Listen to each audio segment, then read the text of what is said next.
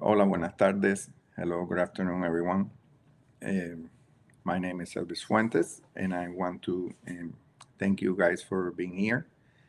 I also want to thank INSTAR, especially Tania Bruguera, Solveig Font, and all the organizers of this event. Today I'm going to talk about the Soviet legacy, I would say, in Cuban art. A study that I have conducted for a few years, and it's part of my dissertation research. So what I'm going to do, I'm going to share some images with you. I'm going to read an essay, and of course, later on we can open up for questions, things like that. So I titled this Cossacks in the Antilles, or Cossacks in Cuba, Cossacos in Cuba. I'm going to start sharing the screen with you.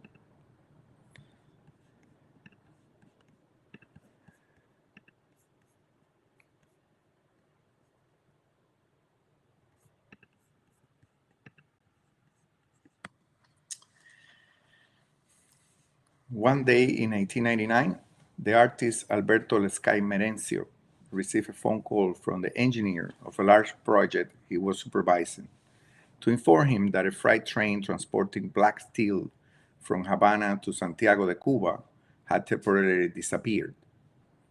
Lescay panicked. The black steel was part of a major shipment that had just arrived from the Soviet Union. It was intended to be used in the construction of the Plaza de la Revolución, Revolution Square, Antonio Maceo in Santiago de Cuba. You can see here the picture. Already late in its completion to be inaugurated by dictator Fidel Castro, who had personally supported the project, the square was a symbol of the reaffirmation of the continuity of the socialist character of the Cuban Revolution before the imminent collapse of the Soviet Union. Concerned about the disappearance of black steel, Lescay wrote to his closest ally in Havana's central government, the Minister of Defense and Fidel Castro's brother, Raúl Castro. After a while, Lescay got an answer. The train had reappeared, but several wagons had been lost, and the steel they carried had disappeared. It turns out that a deputy ministry from another field had learned of the arrival of the material at the port of Havana and forced its diversion from what he believed was an unimportant work of public art to a more urgent project, a dam that was being built by direct order of Fidel Castro. Arguing that the Plaza de la Revolución and the monumental sculpture for which the black steel would be used were more than just a public work of art, Raúl Castro retrieved the material and redirected it to the original task. That material, by the way, is the material that was used to create these large sculptures, abstract sculptures of machetes, representing machetes. Lescay got most of the black steel, but several tons had already been used for the dam, and as a result of this, the project had to be scaled down. So even though you can see that this is a very large project, it was supposed to be even larger. According to Lescay, this shipment of black steel was the first and last to enter Cuba from the USSR. Months after the Berlin Wall fell and supplies from the socialist bloc began to waver, they ended entirely after the breakup of the Soviet Union in 1999.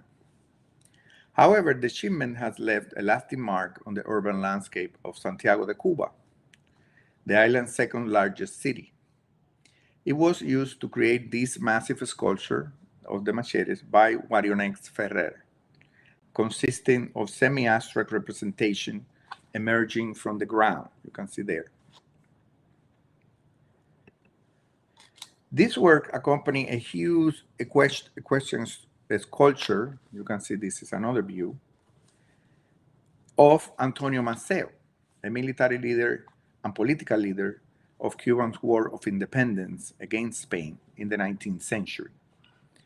He was known for the use of the machete to lead the church against Spanish army, and that's why the representation of the machetes next to the realistic or social realistic, I would add, sculpture. Ferrer machetes built their dynamic forms and together with the equestrian sculpture created symbolic arch between Maceo and the offensive discharge of the machetes. Can we see this here, how it creates sort of like a movement. The Maceo charge is heavily influenced by the socialist realist tradition, which Lescay learned about and studied for 6 years during his Master of Fine Arts scholarship at the Ripping Academy in former Leningrad, now St. Petersburg. He was studying there between 1973 and 1979. This is a picture of Lescay at the Ripping Academy with the representation of Che Guevara. That was his diploma work. He pioneered this pedagogical collaborative program as an expression of Soviet internationalism with Cuba. Now, going back to the sculpture, we can see that from that tectonic base, there is a beam of sort of mechanical appearance. The image of the horse emerges with zigzagging force. Above this, the hero appears unarmed, but turning behind him as if calling an imaginary army to follow him with a wave of the hand. The artist introduced here a conceptual novelty in the iconographic representation of Antonio Maceo, a political leader instead of a warrior. So this idea of presenting Maceo more as a leader of ideas than rather the warrior charging against the Spanish army. The contrast between the partially geometricized base and the animal and the realist human figure connects with the astromachites. So we can see the base here is really, really more like a brutalist kind of design. And this was very typical of socialist realist sculptures in the Soviet Union. It's a visual testament to what the central government had in mind in terms of monumental public art. This is the largest monument ever built in Cuba. With the prior resources and anticipating the strategic advantages of producing the work locally, Lescaille traveled to the Soviet Union to study the logistical needs of installing a large-scale sculpture foundry in bronze, copper, ceramic, and other materials.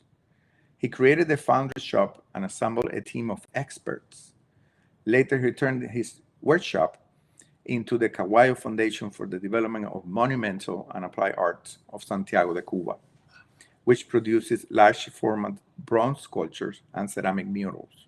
And they have produced for many years and installed throughout Cuba and even beyond Cuba internationally and throughout the Caribbean in places like Martinique, Venezuela, and several other countries.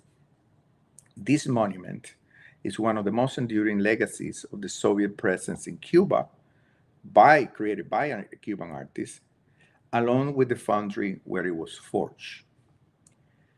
On October 14, 1991, Fidel Castro inaugurated this plaza with a speech that reaffirmed Cuba's socialist trajectory, despite the disintegration of its former ally and supporter, the Soviet Union.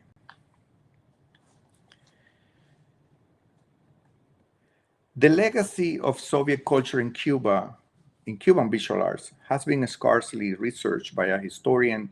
It's not sexy, both inside and outside of Cuba, despite the duration and intensity of cultural exchanges for more than 3 decades. Reasons vary. For scholars in Cuba, the official narrative predicates a pure nationalistic culture and goes against acknowledging any Soviet impact on culture. And for those outside, the lack of access to archival material on the island is sometimes an unsurmountable hurdle. From the Communist Revolution and establishment of Fidel Castro's government in 1959 to the demise of the Soviet Union in 1991, Cuba allied with the Soviet Union in the Cold War. Despite the fact that official institutions of the dictatorship established by Fidel Castro promoted the myth of a kind of Cuban exceptionalism, according to which Cuba would have maintained absolute cultural independence with respect to the Soviet Union, except for a brief lapse of 5 years in the so-called gray quinquenio gris. The truth is that in 1959, a chaotic and gradual process of Sovietization began, which took hold and accelerated after the declaration of the socialist character of the Cuban Revolution in 1961. A few months later, Castro lashed out at dissident voices within the cultural sector to make clear that he would not tolerate any rebellious expression. His Stalinist warning that within the revolution, everything outside the revolution, no rights, implied the submission of the intellectual who had to work in favor of the revolution by singing praises to its heroes and deeds or face reprisal, which ranged from censorship to ostracism and long prison sentences for the most problematic ones. Starting in 1960, Soviet artists began to arrive in Cuba as part of the first expression of internationalism, relaunched as a strategic part of a thought policy promoted by Nikita Khrushchev. After the death of Stalin, Khrushchev began an approach to the West, intended to win the hearts and minds of countries in the non-aligned world, the so-called Third World.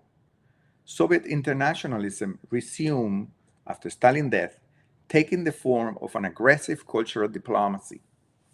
The Soviet presence in Latin America was bound to expand after the Cuban government sought their support. Among the first artists that visited Cuba were painters Viktor Ivanov and Piotr Ossowski. You can see here two examples of their work, invited personally by Fidel Castro in 1961 to take a tour of the island, where they made dozens of drawings and paintings. Now, known for their severe socialist realist style, in the historiography of socialist realism in the Soviet Union, there are several moments, several styles.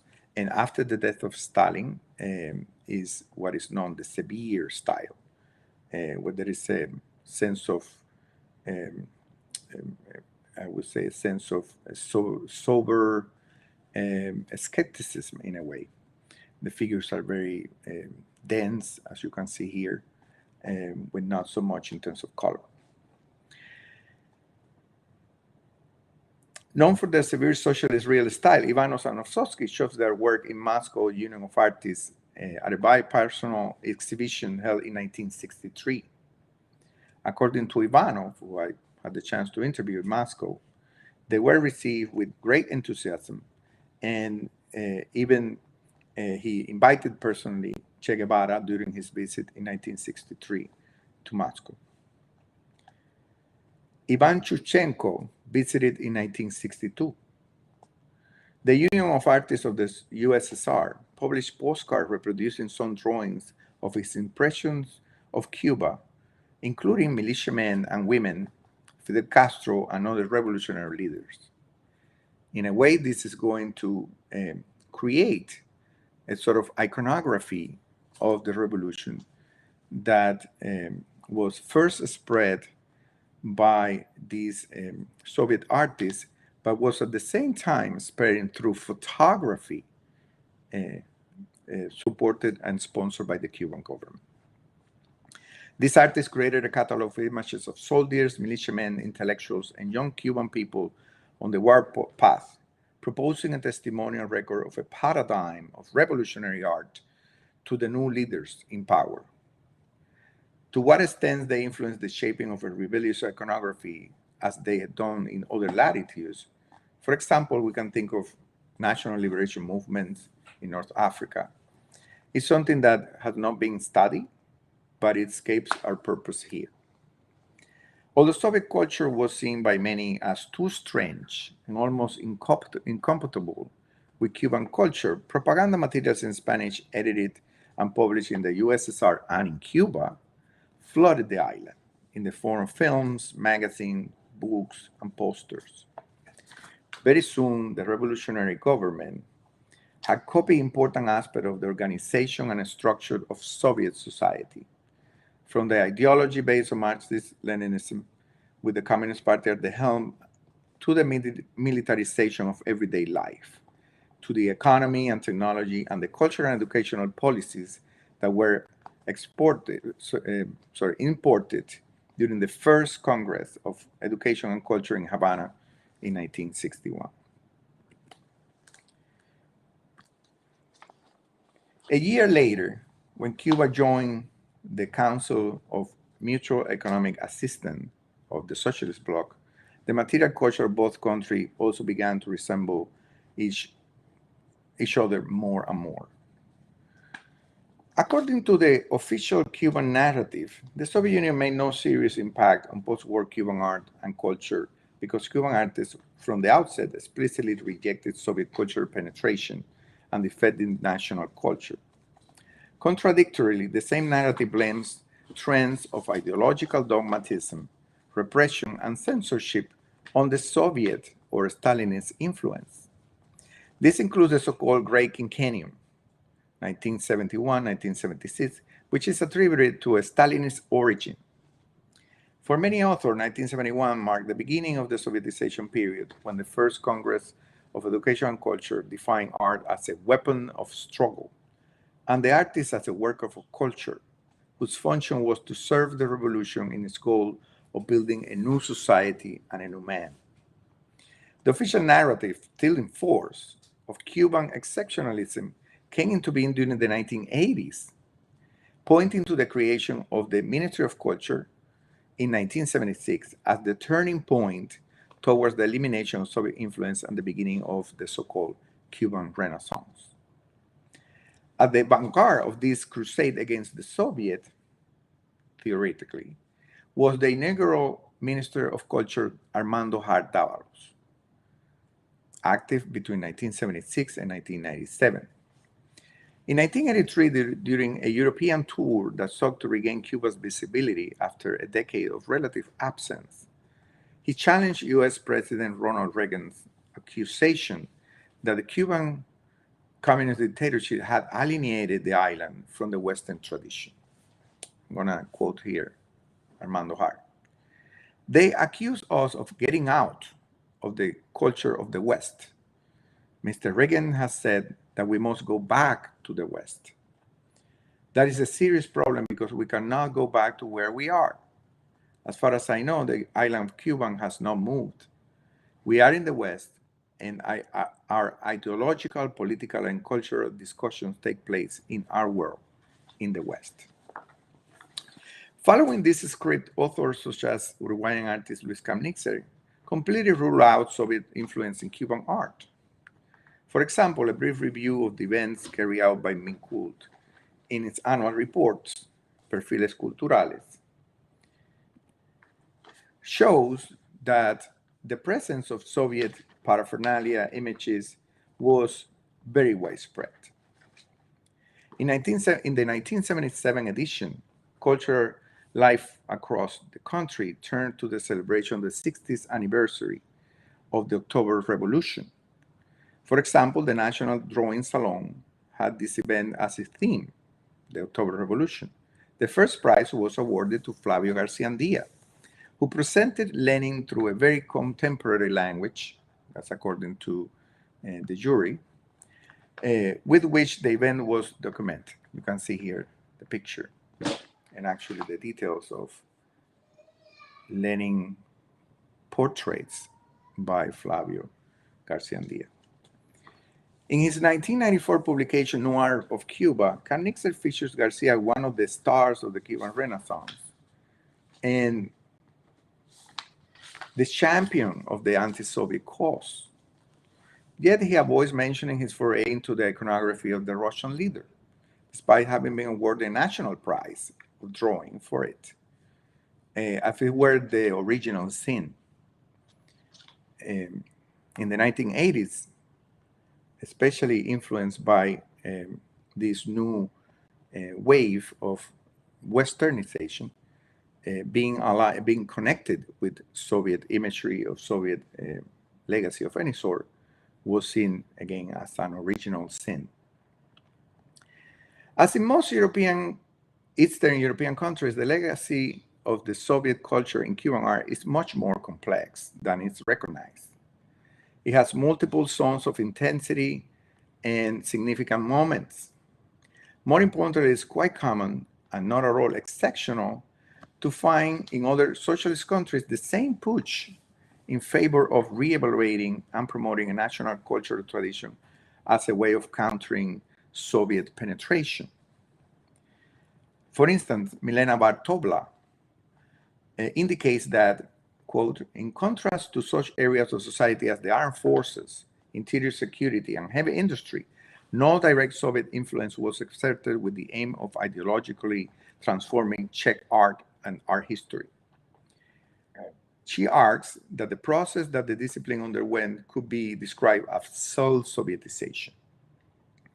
The subject of Marxist-Lenin's Soviet legacy in Cuban art can be divided into numerous areas, of which there is no published study as of yet.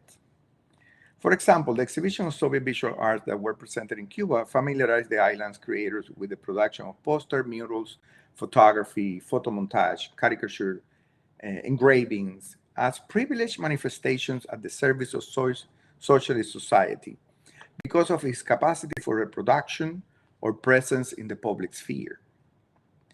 It also includes exhibition of folk art about the October Revolution and, of course, its ultimate leader, Vladimir Ilyich Lenin, the great guide of the world proletariat, man of action, and even theoretician of art.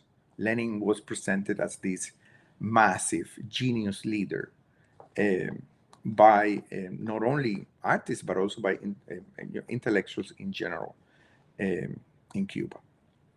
The section should include the expositions of achievement of the USSR, because being their emphasis on technology and science, they presented the socialist realists as an expression of scientific character of art. And this is a very important aspect, is that art is also seen as a form of knowledge, of course, and scientific knowledge, especially, of course, when we're talking about realist, socialist realist art.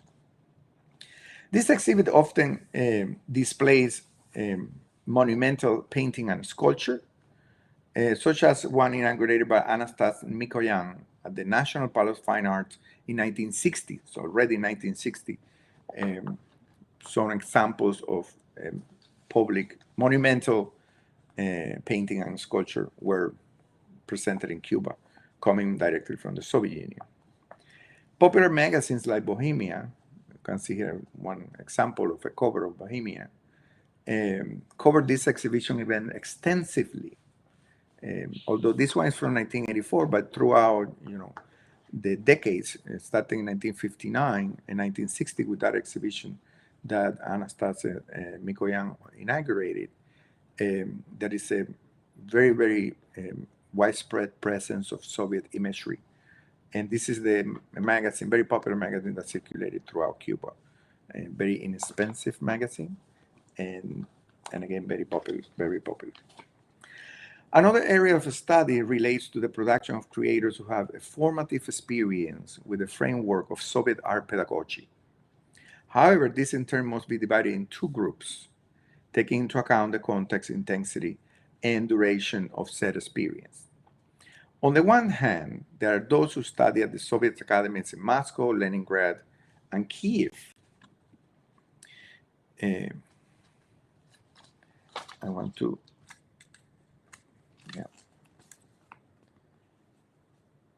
As part of a scholarship program established in the late 1970s, and on which I will focus on for the remainder of the essay. On the other hand, artists who took only some classes for 1 or 2 years with Soviet instructors at the Higher Institute of Art in Havana between 1978 and 1981. Responses to this experience were very diverse, oscillating between the complete acceptance of technical and conceptual aspects and the total rejection of the experience. There is only one research, an unpublished degree thesis from the University of Havana, which offers an incomplete account of just 3 well-known figures that attended the Soviet academies: Alberto Lescay, Rosie Garcia, and Arturo Montoto. We can see here in this image a feature in Bohemia magazine of one of the Soviet instructors at the Higher Institute of Art, Vladimir Filipenko, who was a drawing teacher and was really very young when he was teaching at the Higher Institute of Art. He, in turn, says that his experience in Cuba was very influential to him, to the point that when he began experimenting with certain styles that were more abstracted. You can see the type of work that he was doing in Havana, very, very realistic, and some exploration in abstraction that he began doing through the influence of graphic artists in Cuba. As can be seen, the range of topics is wide, and in all cases, the rigorous academic studies are practically non-existent. In the 2 books published on the subject of Soviet influence of Cuban culture, the emphasis has been on literature and film. The contributions related to the visual arts are reduced to a couple of articles that superficially address the theme of parodic and ironic appropriation of motifs, symbols, and images from Soviet propaganda.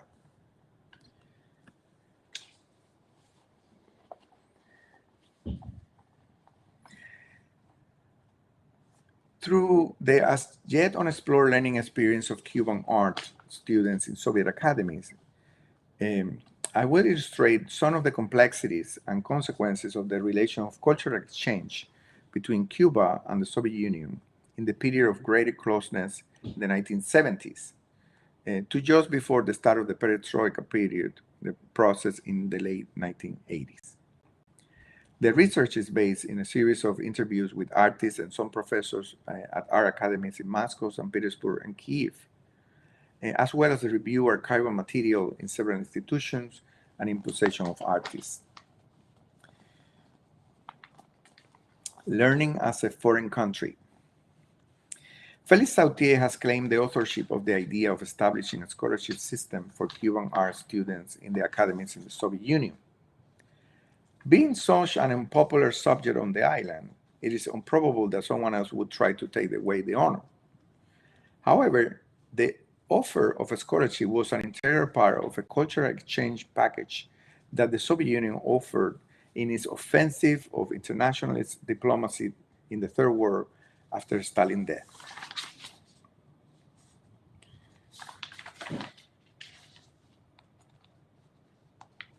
Okay.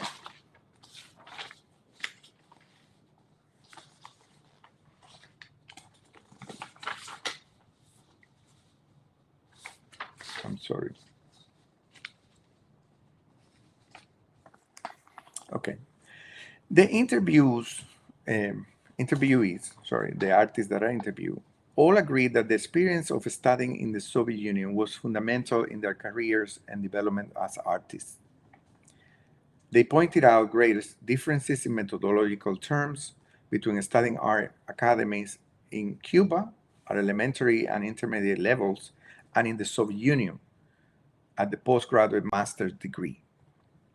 In the first place, it highlights the notion that in the face of lack of proper pedagogical methodology on the island, where our instructors taught their personal approach to solving an artistic or formal question, the Soviet instructors strictly follow a standard educational program to which scientific values were repeatedly attributed and underscored. This is an interesting aspect. Soviet art pedagogy was, in a way, so structured that any teacher could actually deliver a lesson. They could pick up where another teacher have left. There was no personalized style, at least in the way of teaching. It was totally different, of course, in terms of creativity, in terms of what was called composition. At the beginning of the school year, there were drawing courses with live models started with only the head. In addition, depending on the specialty, an equally rigorous training was received in painting, clay modeling, sculpture, and in the case of graphics, in watercolor. To these workshop subjects, complementary technical courses such as anatomical drawing and material and techniques of painting, frescoes, ceramics, mosaics, and sculpture, especially direct carving in stone and wood, and of course bronze casting, were added, as well as theoretical classes that included the history of Soviet art, Western art history, with the emphasis on Renaissance and Realism periods, Marxist aesthetics, and the history of the Communist Party of the USSR.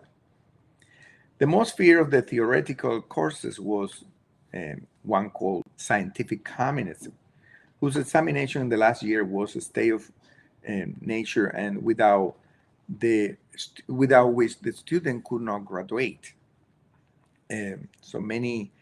All of these classes, by the way, were taught in Russian. So for Cuban students, learning scientific communism in Russian was really very, very problematic. I would say very difficult. According to the sculptor and professor Tomás Oliva, the ultimate goal was to make a drawing in an altered psychological state, similar to a trance. Hence the need to draw intensely for so many hours, every day for so many years. A day of class usually consisted of 3 to 4 hours workshop sessions drawing first in the morning, and each student's specialty in the afternoon, painting, sculpture, or watercolor. The function of the drawing was the apprehension of the internal bone structure of the human figure, for which the anatomical study was fundamental. By repeating the drawing exercises, an almost intuitive connection, so internalized, had to be achieved between the eye and the hand. In this way, drawing becomes a scientific method for understanding, recording reality, and also the production of knowledge about that external reality. Many anecdotes record the categorical rejection of the teachers to any non-mimetic approach on the part of the student. The student had to represent what was in front of their eyes. This emphasis, of course, on realism was at the basis of the academy, the Soviet Academy.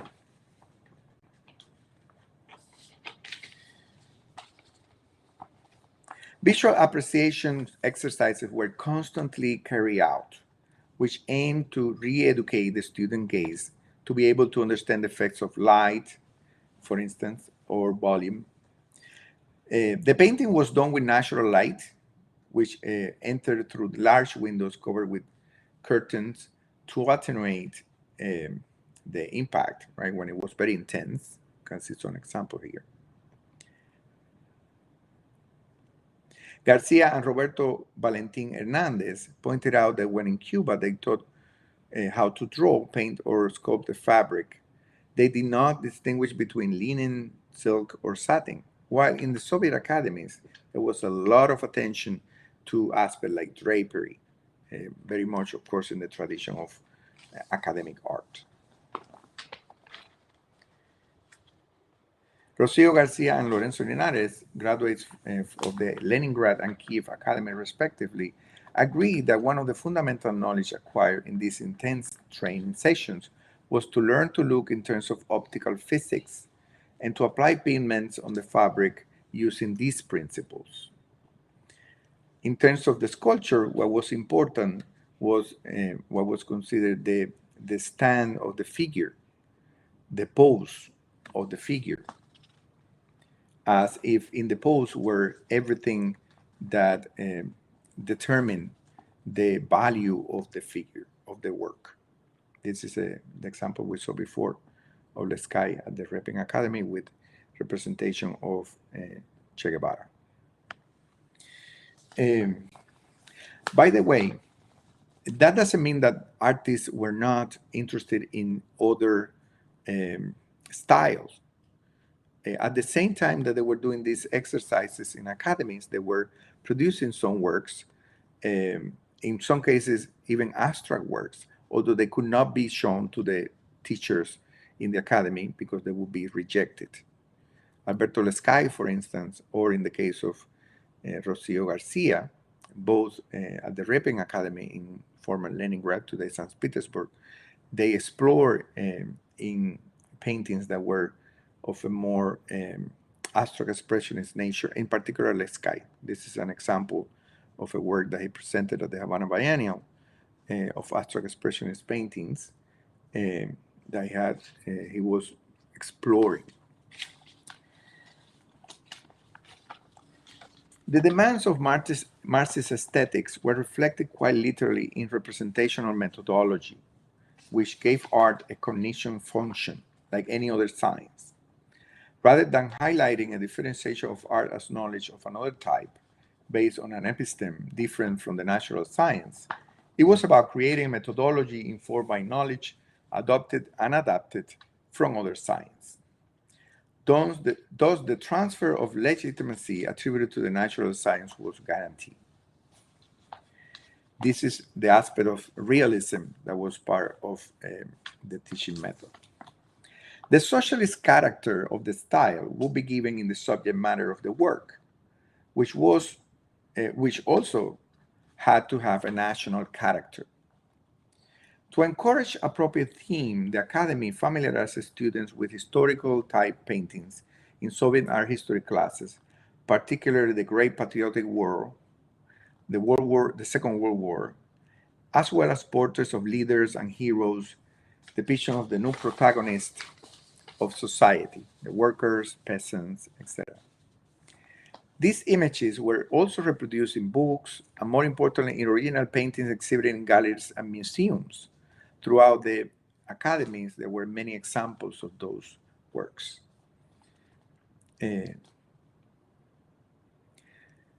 Now, this is one of the interesting aspects about this study is that Cuban artists were encouraged to look for national themes, in particular those themes that were either related to the history or to folklore. So this is examples of two of three works by Rosie Garcia, in which she was exploring the countryside. On the right, you can see over here the countryside. On the left, it's more of like a carnival scene. And one last example, part of the triptych, was this night scene influenced by Chagall. What is interesting is that these artists were not, of course, they were not forced to do specific themes that relate to heroes or leaders, but they were, in fact, encouraged to look for what make Cuban art, Cuban culture unique. And this was not different from the socialist realist doctrine. In fact, Stalin himself had proclaimed that socialist realism had to be realist in style, but national in content. So every republic from the former Soviet Union was, or every artist in every republic in the former Soviet Union was encouraged to look for nationalistic subject matter. In the same way, they also encourage Cuban students to do the same.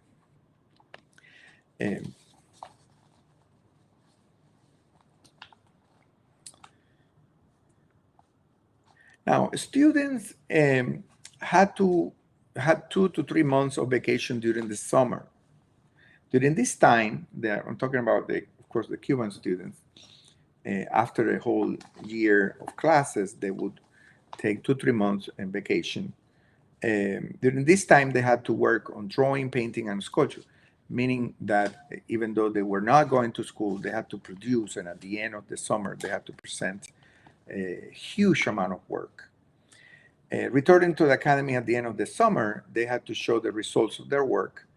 And in alternate years, they would travel to Cuba by boat, usually a journey that would take 15 to 21 days.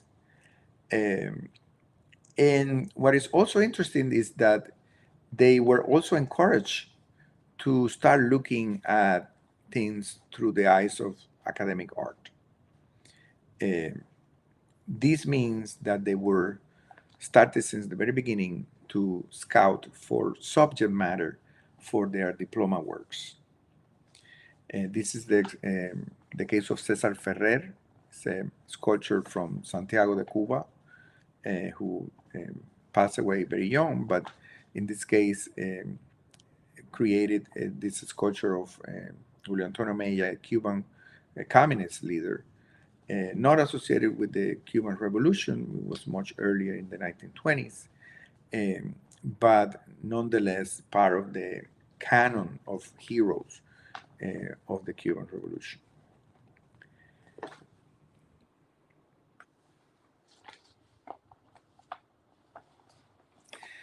There was also a hierarchical relationship between instructor and student that was really, really strict.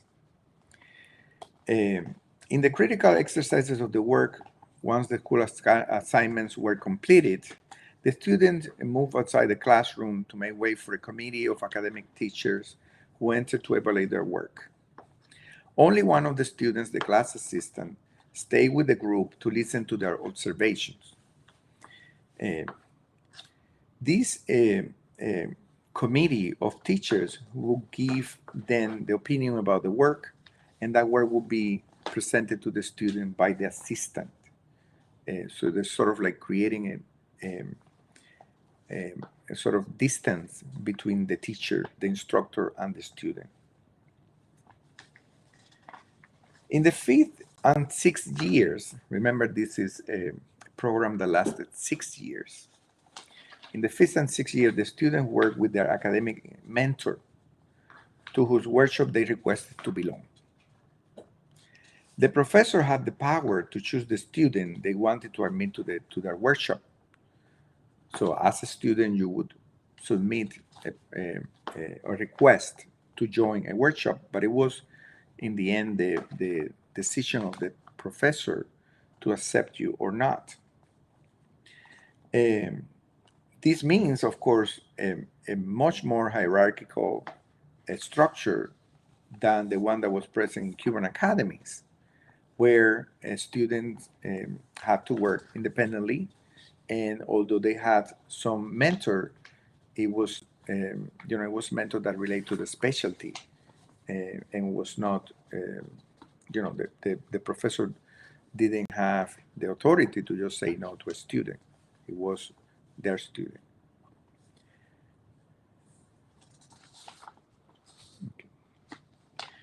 Although the realistic style was the only one officially allowed, foreigners in academies were allowed certain freedoms, taking into account the lack of Soviet training from the beginning. So for Cuban students, sometimes they would basically explore different kind of styles, and in many cases they were, of course, reprehended by the teacher. But in some other cases, they were successful in carrying out different kind of experimentation. Whenever a work deviated slightly from the canon of realist style, even though it remained figurative, it was criticized or set aside. For example, I want to show you this. Arturo Montoto remembers the derision with which his teacher criticized in front of the class his painting of a cage. You can see over here. That he had presented as a practice. His teacher basically accused him of formalism, an accusation that was very seriously taken in the context of the Soviet academies. More shocking was the rejection of a sculpture that we can see here on the right by Tomás Oliva as a graduation work because it was considered too expressionistic. You can see here on the right is the death of Atuey. Atuey is an indigenous leader in the history of Cuba, a Taino leader that was executed at the stake by Spanish conquistadors. So he died, of course, by fire. Although the story was historical and national in character, the mentor felt that it deviated from the mimetic canons of realism. It was too expressionistic. And therefore, these artists were constantly facing these challenges to constrain their work to the style of social realism that was, of course, the official style of the academy, what they were supposed to develop.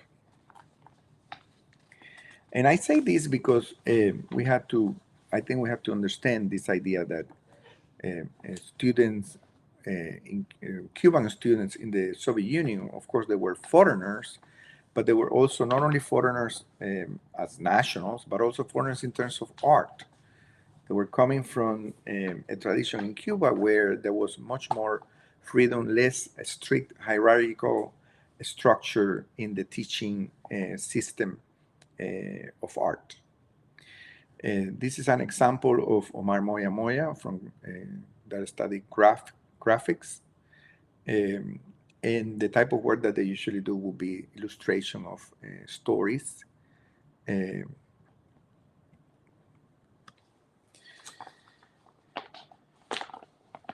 Another example, Lorenzo Linares in painting, who studied at the Kiev Academy.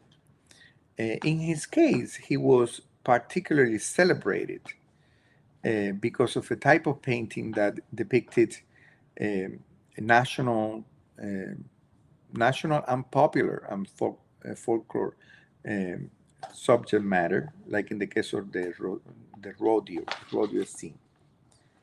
Um, he was given the highest score and was compared even with the work of Francisco Goya. And this is another aspect that is really important in the recent studies that have been realized about socialist realism in former socialist countries, including Cuba. I would argue, is the creation of a canon of art history that is focused on socialist realism, or artists that tend to be associated with ideas about realism and socialist realism.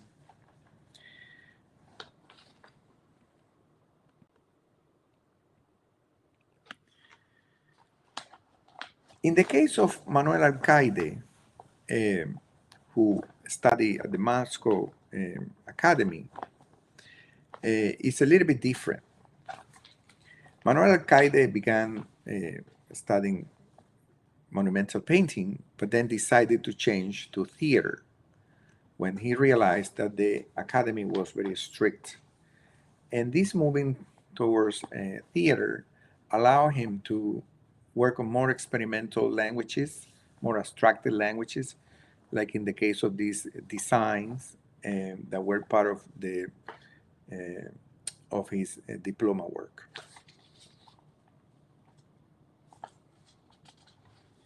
Now,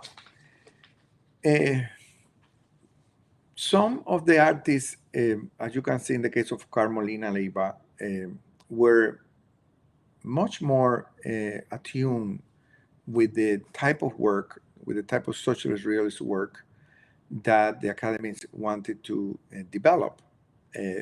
This, for instance, is a perfect example of the type of historic painting that was expected for the student to develop. It shows Fidel Castro, Che Guevara, and Camilo Cienfuegos, three of the most important leaders of the Cuban Revolution, planning the so-called invasion from the easternmost part of Cuba toward the west. So it's presented as as a military scene where the leaders are thoughtful, they're discussing the possibilities. So it's the type of imagery that is very typical of socialist realist painting, history paintings. There are many examples that the artists will have as model in the academies. On the other hand, we have artists like Rosie Garcia that we showed before, with works of art that focus on folklore and nationalistic themes of cultural nature, exploring right after her graduation in other type of experiences related to the life of these students, in course of her, in the case of living in St. Petersburg. This is part of a series of paintings that she developed called museums, where she presents this naked woman, you can see all the way to the back, in the galleries of museums, of a museum that is a direct reference to the Hermitage Museum in St. Petersburg. So we have here two very different approaches to the experience of the museum. On the one hand, an artist much more traditional, like Oscar Molina, who ended up doing working throughout his career until he died a few years ago as a landscaping artist. who was basically consuming the type of iconography and the type of aesthetics that was presented at the museum, as opposed to Rosie Garcia, who was visiting probably the same museums, but then looking at a very different experience. The experience of the artist facing the tradition, in this particular case, with the images of these sculptures.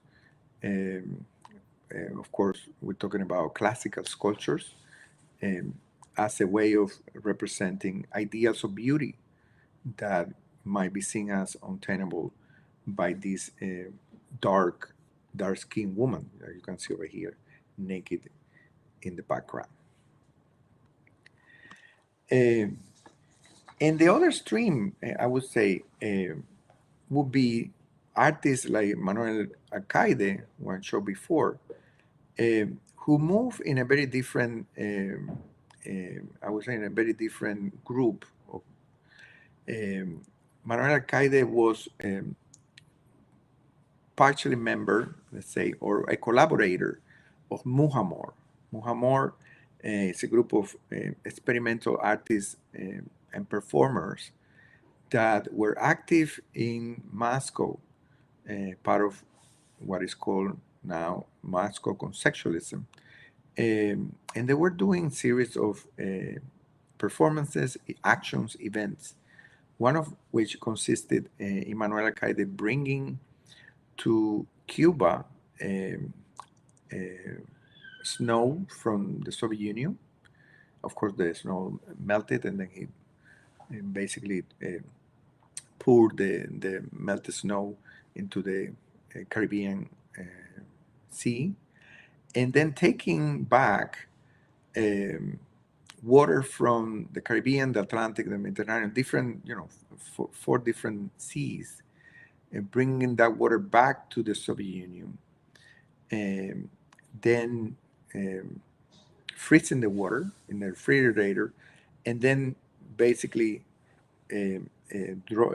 pouring this ice in a park in Moscow as a way of signaling this interrelationship, this very complex interrelationship between, in this case, of course, the Soviet Union and Cuba. It's something that, of course, could be said of any experience of foreign students. The Cubans were not the only students, international students in Moscow or Kiev or St. Petersburg at the time.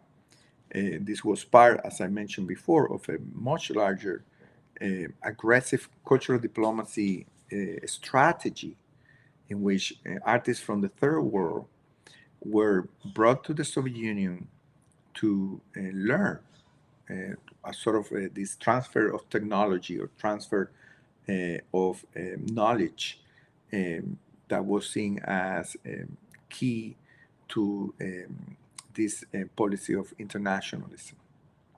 So they were together with African, Asian, other Latin American artists, and Cubans, even though Cuba was seen or was presented or would present itself as a socialist country, they were not seen by the Soviet authorities as socialists. And this is something that is quite interesting, and is something that I found out in the research. So I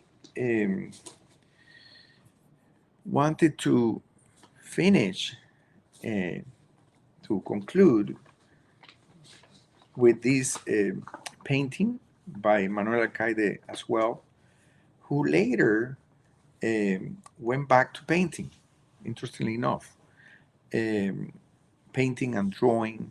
So though he was doing performance and he was doing participating with Muhammad, he was doing also objects, sculptural objects in the early 1980s. When he went back to Cuba, he started painting as well and introducing images in the from the Soviet iconography into the Cuban landscape, or vice versa. this is another example. This is a painting that he did in which this building, this is a very recognizable building in Havana, is the Russian embassy. It's a designed by a very important Soviet architect. And he moved this building back to what we would consider, of course, a more Russian-like or Soviet-like landscape, as you can see over here with the pine trees and the snow and all of that. So he began exploring this sort of like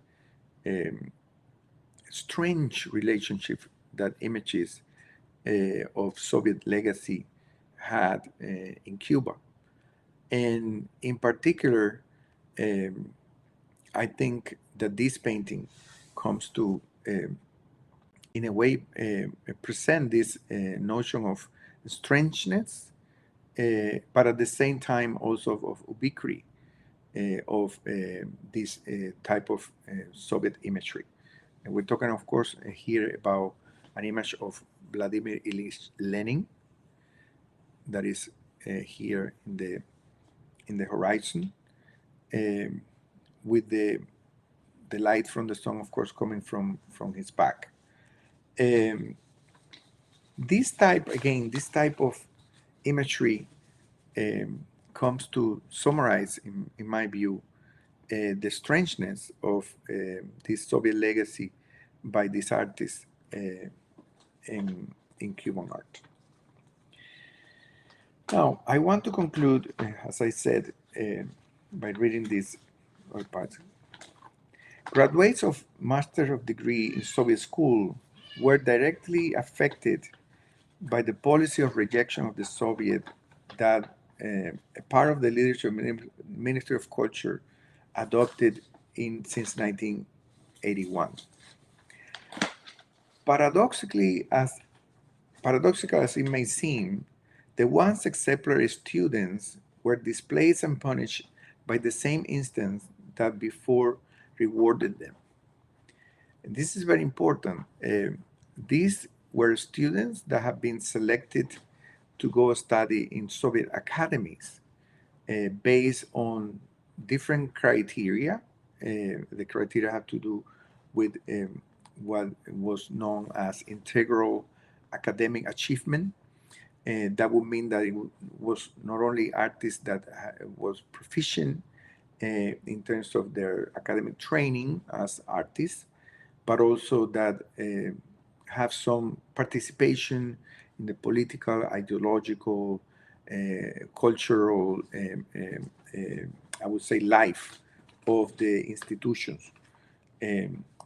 Although it was not all of them that were part of the youth communist organization, many were.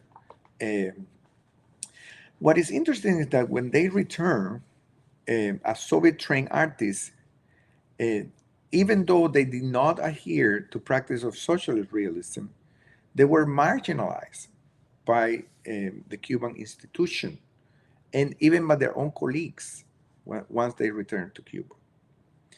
A narrative began to develop according to which those who had studied in the Soviet Union would basically infect others with the aesthetic of socialist realism, and that they should be contained. The fortune of some of them was really, I would say, was really paradigmatic of the arbitrariness of the cultural policies that Cuba implemented and still today implements. And this tells, of course, of a much larger issue that is about the role of institutions in establishing strict cultural policies. A pattern of discrimination emerges for simply looking at the trajectory of some of these artists. For instance, the painter Arturo Montoto, who showed before, struggling with the cage, this painting that was attacked, was criticized heavily by by his professor in the Zurich Academy. He could not find jobs. He began offering photography workshops for children in Havana. Curiously, this experience led him to develop his first work in Cuba within the photographic genre. Now, other artists were also or found themselves very much without jobs and had to leave, had to abandon Havana. They would have to move, especially to Camagüey, a province in Cuba, where a new school had been founded, and they could go there and teach there. But what is interesting is that again, this aspect of the marginalization of students that have just finished their studies, that were expecting to go back to Cuba to work, right, as artists, and that were basically presented with the choice of either working in jobs that were not necessarily as good as they expected, or just plainly abandoning their career as artists. And many did. Many abandoned the career as artists. There are two exceptions to this. And it's the case of Alberto Lescay that I mentioned before, and Cosme Proenza, a painter from the city of Holguín. And in the case of these two artists, they were older artists. They had accomplished certain things in their career. So when they returned to Cuba, they also didn't stay in Havana, so they were able to develop their own career outside of the constraint of Havana.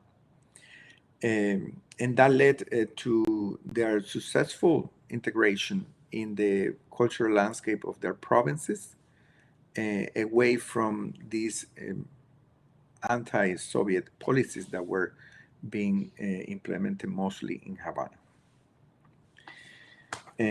So the space of the province, not always aware of the concerns, right, of this renovation movement in Havana, constituted a formscape.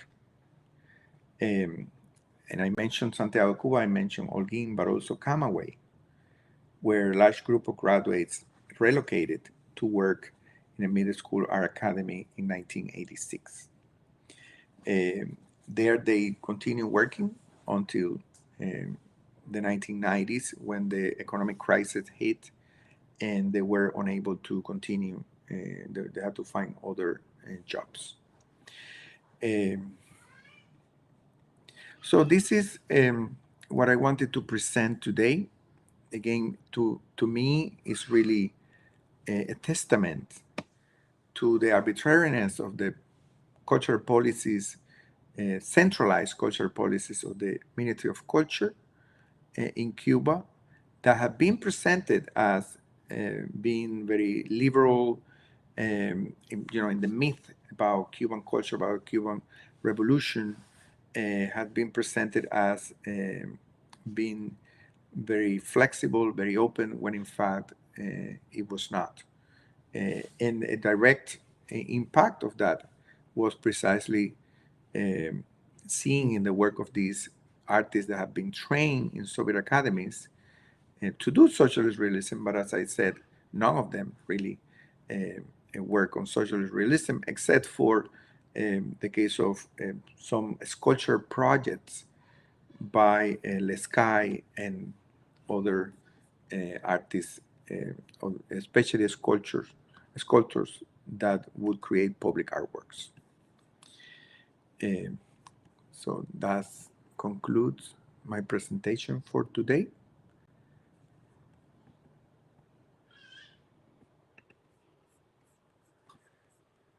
I want to go back.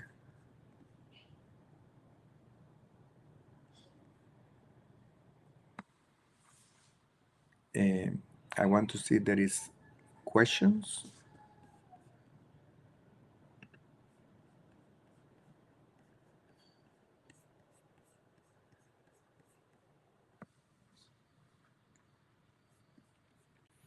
Okay. So I'm gonna leave it there. I want to thank you guys for joining us.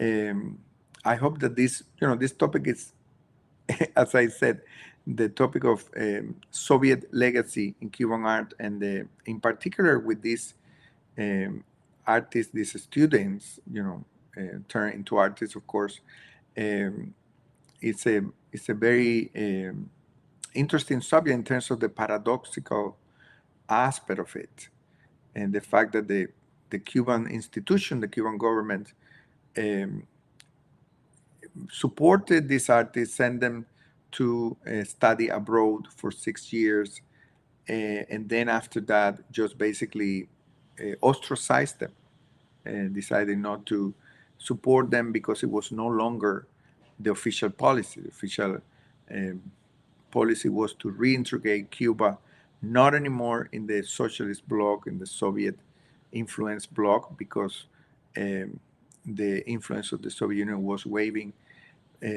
but actually to go back to the West, more westernized kind of approach.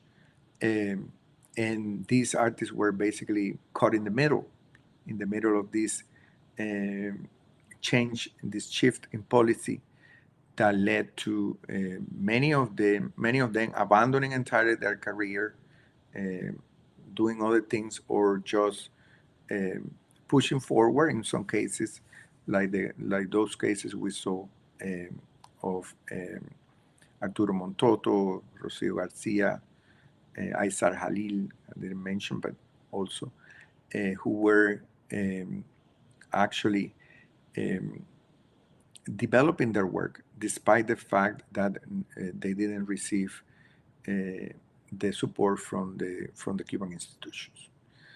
So thank you so much for joining me, and thank you again, INSTAR, for this opportunity um, to present this very brief. Of course, it's a much larger research, but to present this very brief um, lecture about the Soviet legacy in Cuban art.